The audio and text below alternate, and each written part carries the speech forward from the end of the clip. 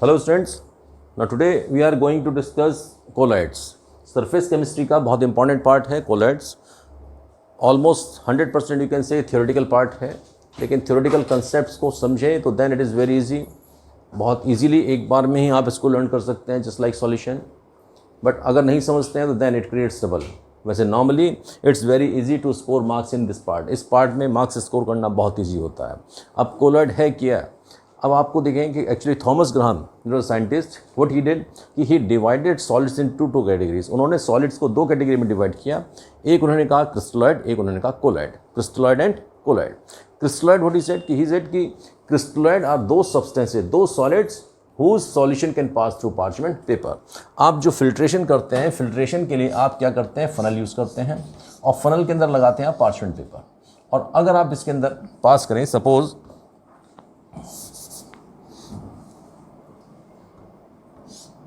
ये है फनल और आपने इसके अंदर सॉल्यूशन डाल दिया,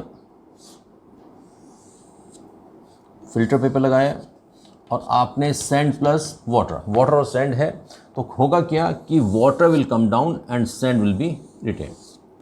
वाटर नीचे आ जाएगा, सैंड यहाँ पर रुक जाता है. तो this type of solid can be separate. ये जो आपका सॉलिड है ये आप सेपरेट कर सकते हैं इसको.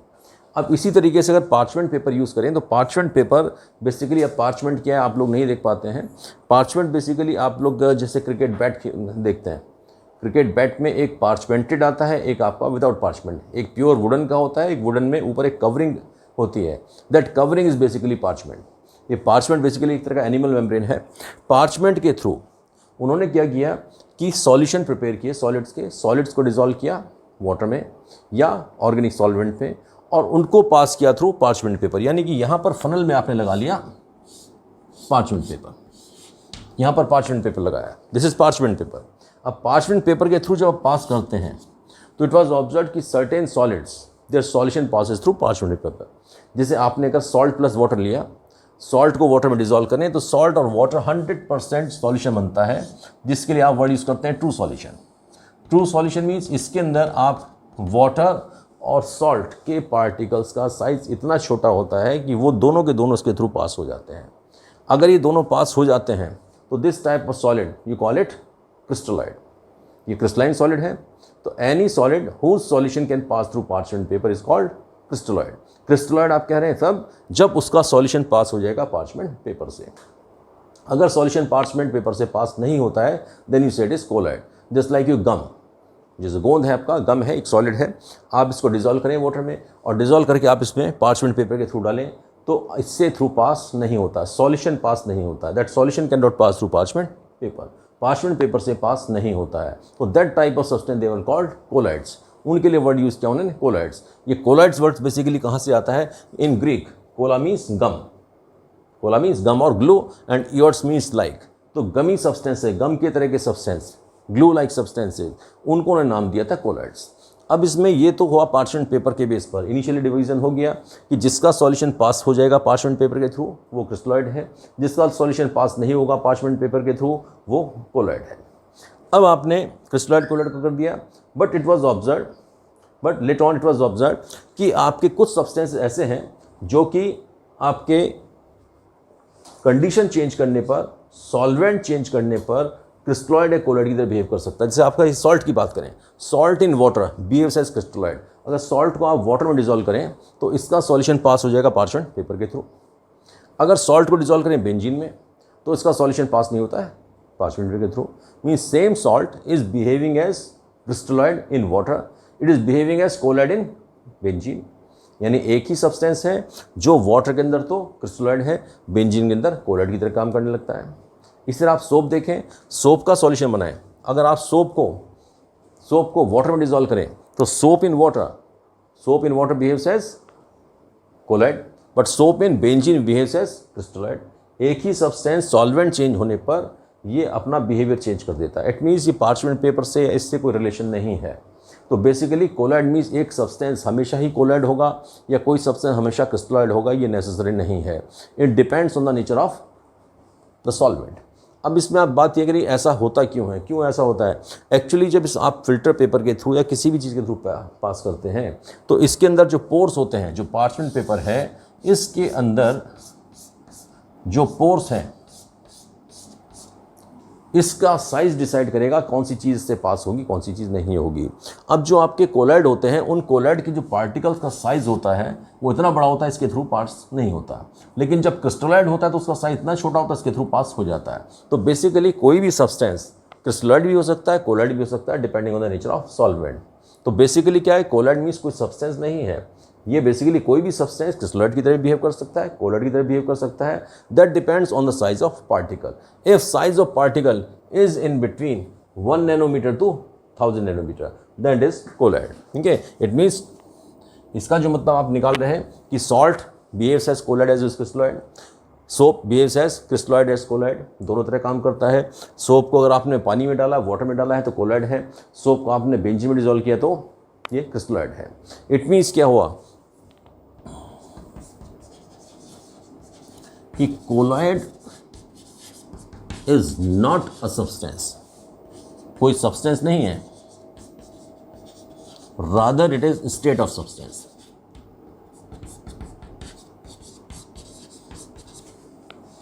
ये हमने इसलिए लिखा है, actually the same language has been use in a board question.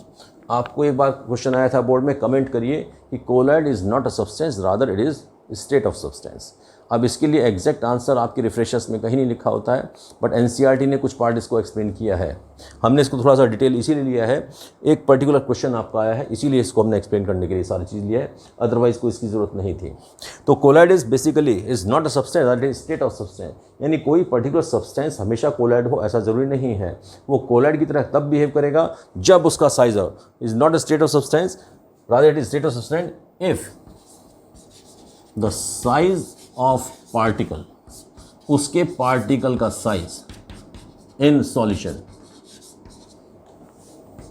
Is from 1 nanometre to 1000 nanometre, then it is termed as colloid. आप उसको कोलॉइड तब कहेंगे जब उसका particle size 1 nanometre to 1000 nanometre, means आप कह सकते हैं कि 10⁻⁷ टू 10⁻⁴ सेंटीमीटर। ये साइज़ भी एग्जैक्टली आपको लर्न होना चाहिए, because it has been use in so many questions in board में बहुत जगह डिफरेंट क्वेश्चंस में डिफरेंट तरीके से पूछा गया है। अगर आपका साइज़ क्लियर है तो आप बहुत सारे क्वेश्चंस का आंसर कर सकते हैं इसमें। अब ये स्टेट यहाँ से आपकी जो क्लैरिटी आती है वही आती है आपका कि क्रिस्टलॉइड क्या है, कोलॉइड क्या है। अब हमको जो डिस्कशन करना है, we have to discuss colloid. अब हमें कोलॉइड डिस्कशन करना है, हमें क्रिस्टलॉइड से लेना देना नहीं है, क्योंकि क्रिस्टलॉइड हम पढ़ते हैं आपके सॉलिड स्टेट में। सॉलिड स्टेट बेसिकली आपका क्रिस्टलाइन सब्सटेंसेस के लिए है, सॉलिड स्टेट है that is for crystalline substances. अब हमें जो डिस्कशन करना है कोलॉइड्स का है। अब कोलॉइड को समझने के लिए आप समझें पहले colloidal solution. Colloidal solution we have seen in class 9th में हमने कोलॉइडल सॉल्यूशन स्टडी किया है। तो हमने colloidal solution, true solution, suspension, 3 तरह के सॉल्यूशंस हम पढ़ते हैं। इनको डिफ्रेंशिएट करके हम चलेंगे और तब आगे आप इसको समझ पाएंगे। अब देखें इसको ना, अब हम देखते हैं इसमें basically true solution, suspension and colloidal solution. अभी जो हम बात कर रहे थे इससे पहले कि if you prepare solution, the substance whose solution can pass through parchment paper is crystalloid and substance whose solution can not pass through parchment paper is colloid. अब हमने पार्चमेंट पेपर से पैसेज के बेस पर, means उससे solution pass होता है या नहीं होता है, होता है तो क्रिस्टलॉइड है, पास नहीं होता है तो कोलॉइड है। अब बेसिकली ये जो मिक्स करके आप बना रहे हैं, जब सॉलिड को आप मिक्स करते हैं लिक्विड में, तो देन बेसिकली 3 टाइप के सिस्टम आपके बनते हैं। और 3 सिस्टम, एक तो बनता है आपका true solution, colloidal solution and suspension. True solution आपका यूनिट 2 है, जो यूनिट 2 आपका सिलेबस क्लास 12th में पढ़ते हैं, वो बेसिकली ट्रू सॉल्यूशन के रिगार्डिंग है।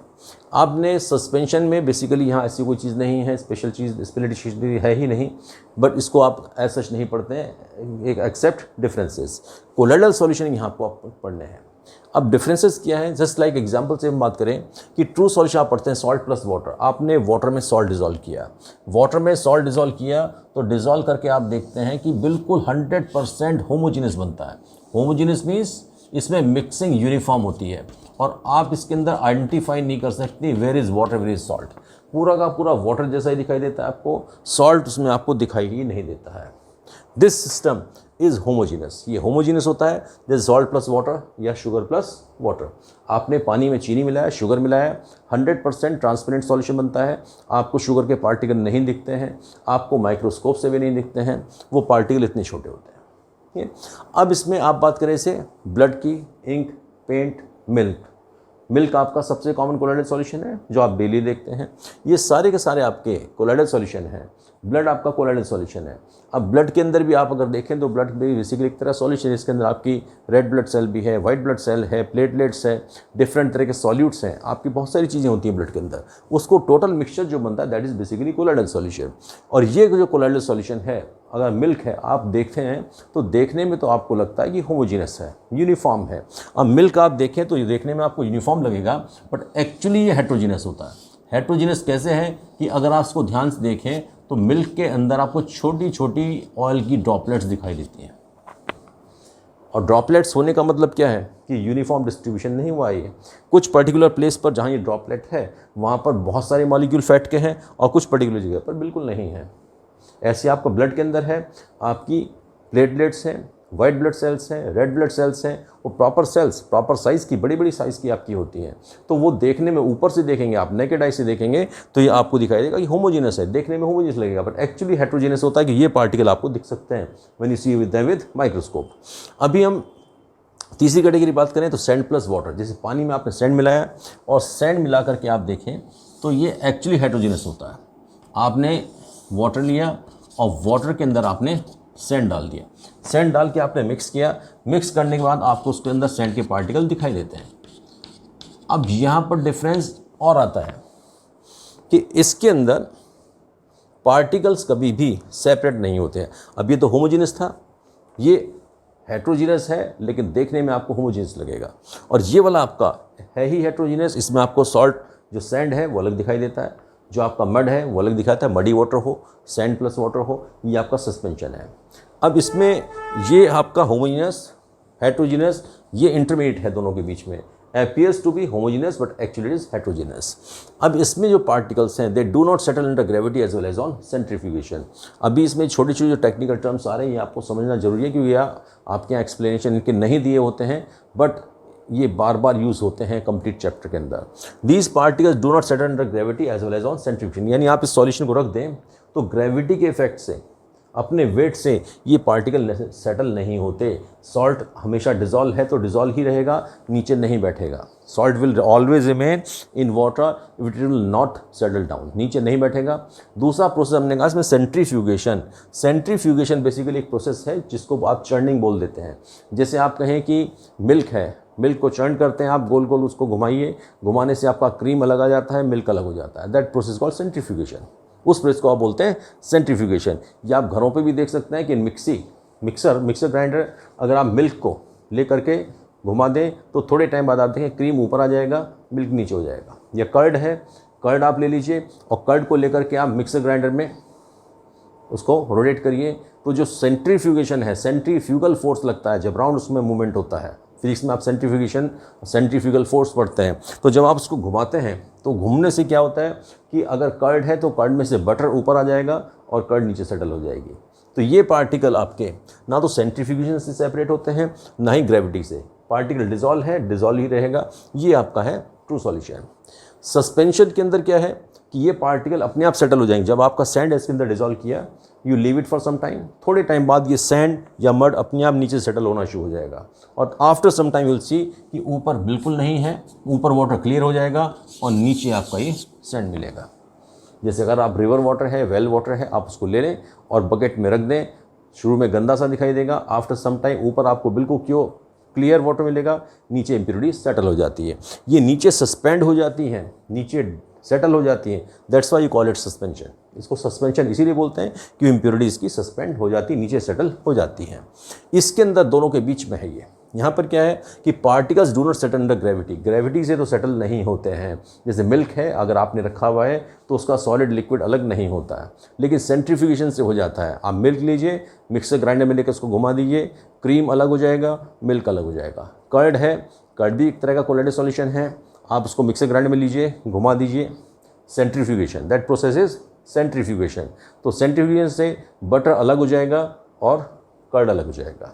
अब इसमें होना यही है कि जो हैवी पार्टिकल है वो नीचे जाता है और लाइटर वाला ऊपर आता है। बटर और क्रीम लाइट होते हैं इसलिए ऊपर आते हैं, अदरवाइज नीचे सेटल हो जाना चाहिए। जैसे ब्लड के अंदर आप करेंगे, ब्लड को सेंट्रीफ्यूज करेंगे तो उसके अंदर जो रेड ब्लड सेल है, वाइट ब्लड सेल है, वो नीचे सेटल हो जाएंगी।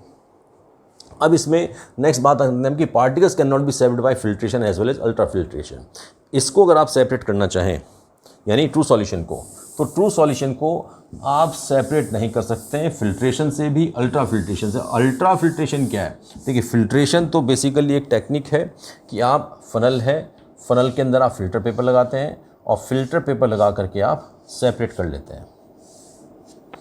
यहाँ से सपोज आपने सॉल्ट प्लस वाटर डाला, सॉल्ट मिक्स किया वाटर में, आप डालेंगे तो water and salt will come down, दोनों नीचे आ जाएंगे। यहाँ फ़िल्टर पेपर आपको कुछ नहीं मिलेगा।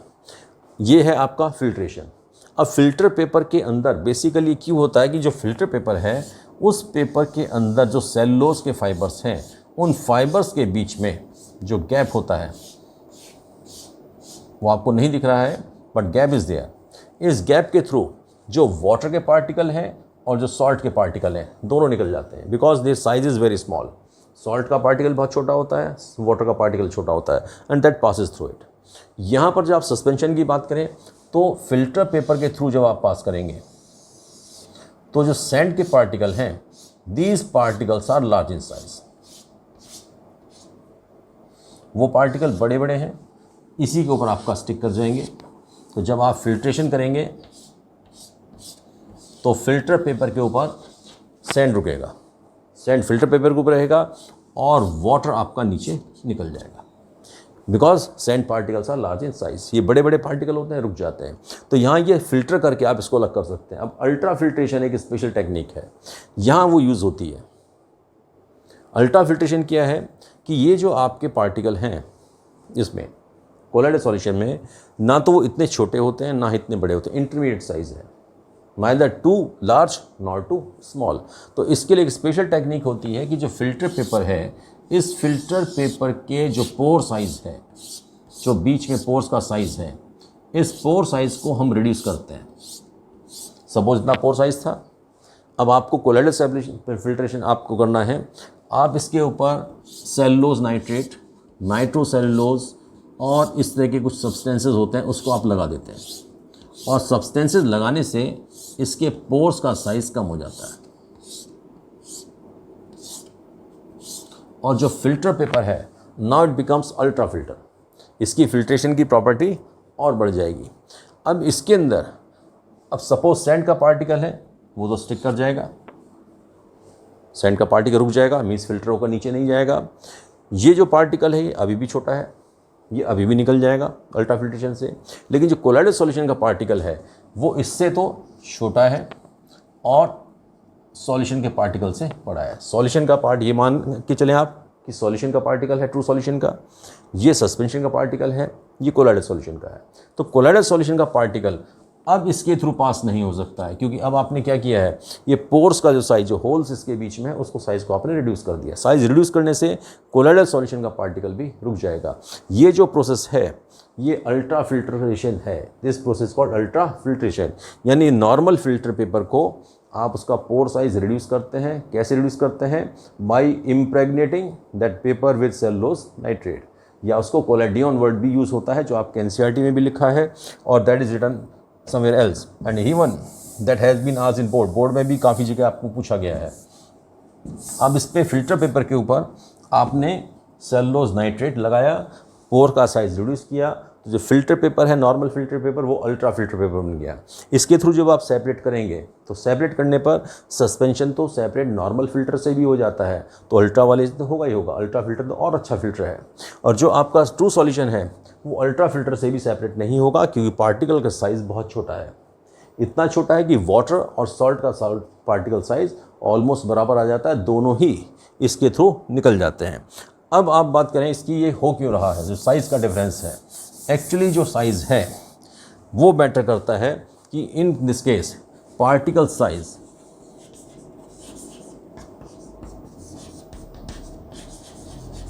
Is less than 10 to the power minus 7 centimetre, 10 to the minus 7 centimetre से छोटा है।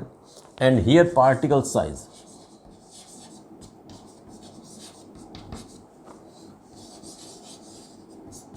is greater than 10 to the power minus 4 centimetre. ये 10 to the minus 4 सेंटीमीटर से आपका बड़ा है। और यहाँ पर जो आपका बीच में आ जाता है, ये पार्टिकल इन दोनों के बीच में है।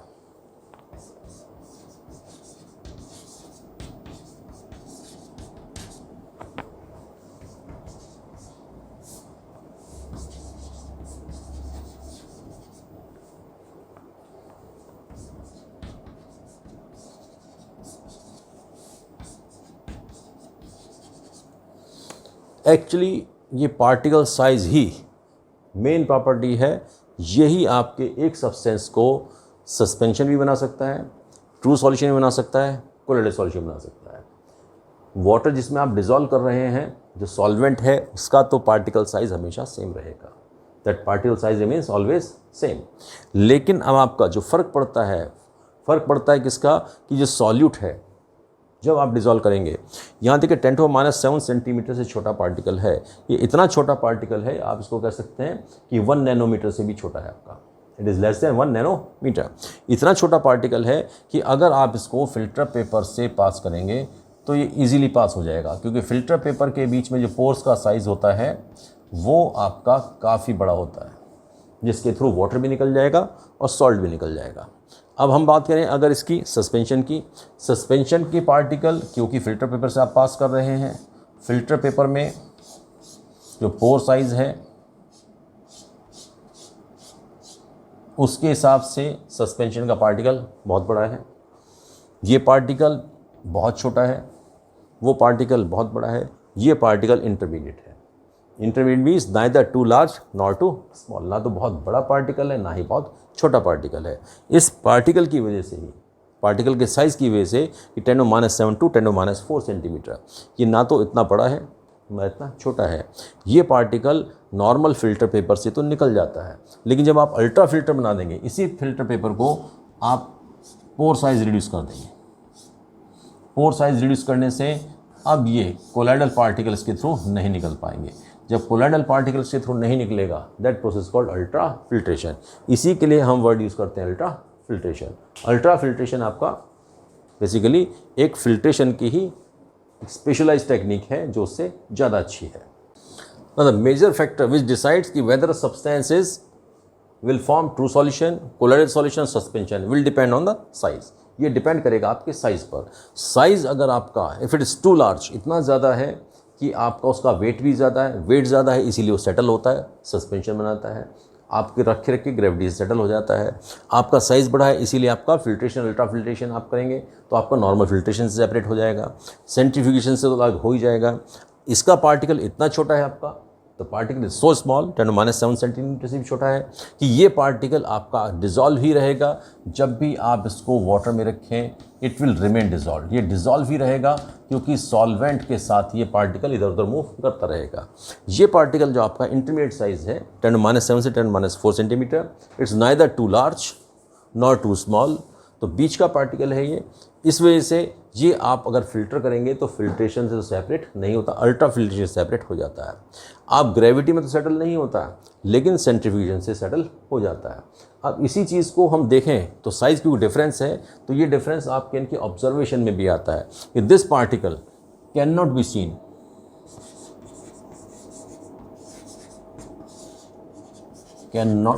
Scene, through microscope and ultra microscope. Normal microscope and ultra microscope means उसी माइक्रोस्कोप की बेटर क्वालिटी है जिसमें लेंस का पावर आपने इंक्रीज किया हुआ है, तो अल्ट्रा माइक्रोस्कोप से भी नहीं दिखता है। एंड दीज पार्टिकल्स ये ऑलरेडी इतने बड़े हैं, can be seen through naked eyes.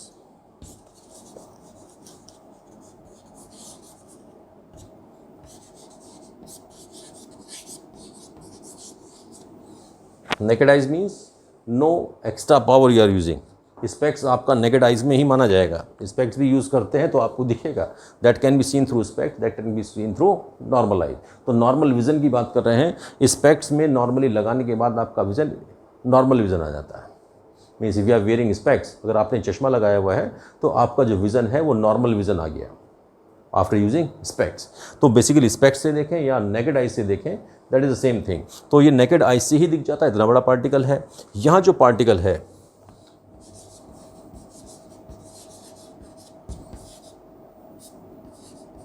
Can not be seen through microscope. Microscope से तो नहीं देखेगा, but can be scene, but visible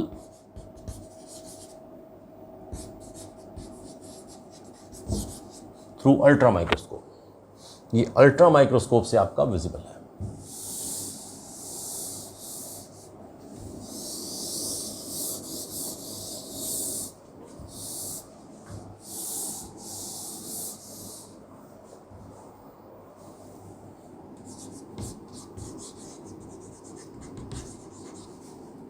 ultra microscope से विजिबल हो जाएगा। अब इसी चीज़ का इफेक्ट आता है इस पर। सपोज आप लाइट पास करें तो ये जो आपका है ये ट्रांसपेरेंट है, लाइट पासेज स्ट्रेट। जैसे ट्रू सॉल्यूशन है, वाटर आपका है प्लस सॉल्ट है, इसमें आप लाइट पास करेंगे तो सीधी सी निकल जाती है, ट्रांसपेरेंट है। ये आपका है ओपेक है। ओपेक मीन्स इसके थ्रू लाइट पास नहीं होगी। सैंड है,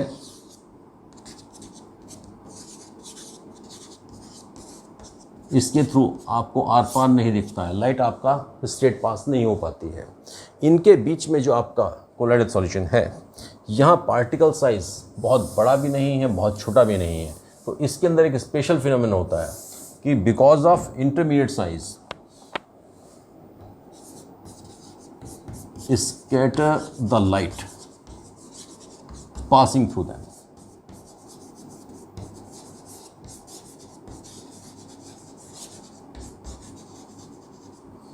और इसी को बोलते हैं आप टिंडल इफेक्ट। एक ही पर्टिकुलर इफेक्ट आता है जिसको आप बार बार डिस्कशन करेंगे इसी चैप्टर के अंदर, टिंडल इफेक्ट। यानी अगर आपके पास if you have colloidal solution और कोलाइडल सॉल्यूशन के थ्रू आप लाइट पास करेंगे तो दे स्कैटर द लाइट। यहाँ से आप लाइट पास करें, ये आपका कोलाइडल सॉल्यूशन है, तो इसका जो पाथ है जहाँ से निकल रहा है, इसमें जो कोलाइडल पार्टिकल है, यहाँ जो पार्टिकल है सॉल्यूशन में इतना छोटा है कि लाइट पे कोई इफेक्ट नहीं है।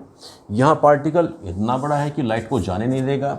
यहाँ पार्टिकल ना तो बहुत छोटा है ना बहुत बड़ा है। तो व्हाट इट डज, ये लाइट को स्कैटर कर देता है, इसको चारों तरफ स्कैटर कर देता है।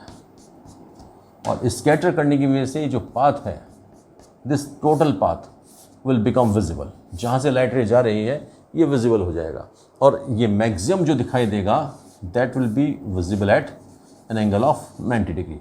90 डिग्री के एंगल पर आपको सबसे ज़्यादा दिखाई देगा ये, अगर आप यहाँ से देखेंगे। This effect is called Tyndall effect. ये चीज़ आप देख सकते हैं if you are sitting in a picture hall, movie आप देख रहे हैं, आपके ऊपर से प्रोजेक्टर की लाइट जा रही है, तो प्रोजेक्टर लाइट में आपको डस्ट पार्टिकल दिखेंगे randomly moving here and there. वो जो रैंडम मूवमेंट है उस मूवमेंट को तो बोलते हैं Brownian movement, that is called Brownian movement. और उनका आप डस्ट पार्टिकल देखें तो बहुत बढ़िया शाइनिंग गोल्डन कलर में आपको दिखाई देते हैं। Why? Because they scatter the light को स्कैटर कर देते हैं, वो शाइन करने लगते हैं। That effect is called Tyndall effect.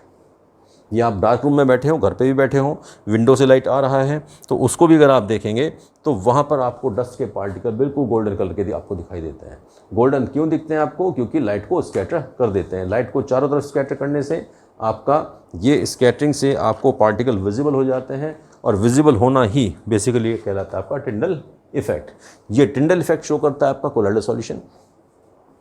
ये आपका शो नहीं करेगा, ये भी शो नहीं करेगा। और इसके अंदर जो पार्टिकल्स का मूवमेंट आपको दिखाई देता है that is called Brownian movement. इसको आप ब्राउनियन मूवमेंट बोलते हैं। और इनका शाइन करना, लाइट को स्कैटर करना, ये आपका कहलाता है टिंडल इफेक्ट। अभी ब्राउनियन मूवमेंट क्यों करते हैं, ये टिंडल इफेक्ट क्यों शो करते हैं, ये सारी ही चीज़ें आपके बोर्ड एग्जाम्स में और डिफरेंट एग्जाम्स में पूछी गई हैं। That is specific to their size. ये सारी ही प्रॉपर्टीज़ एक्चुअली डिपेंड कर रही हैं साइज़ ऑफ पार्टिकल पर।